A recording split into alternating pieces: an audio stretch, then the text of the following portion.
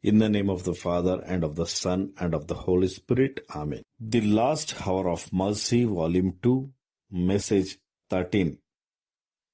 Distorted Concept of Love.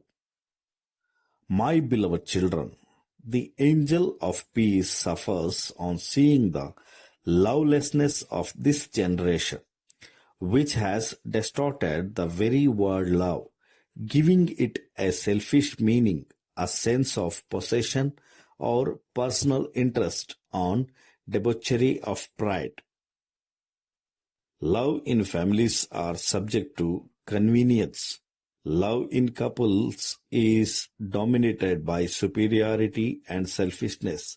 Love towards brothers and sisters are blocked by seeking pride of every kind. Love has been deformed by personal interest and lack of material transparency. Love keeps the flame of my divine Son active within you, and because of this, my beloved angel of peace is suffering for the human race. One part of humanity keeps my divine Son in their hearts, and another part offends him to the point of sacrilege.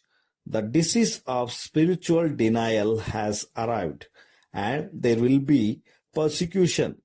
Therefore, remain attentive so that you do not fall to the temptations of evil.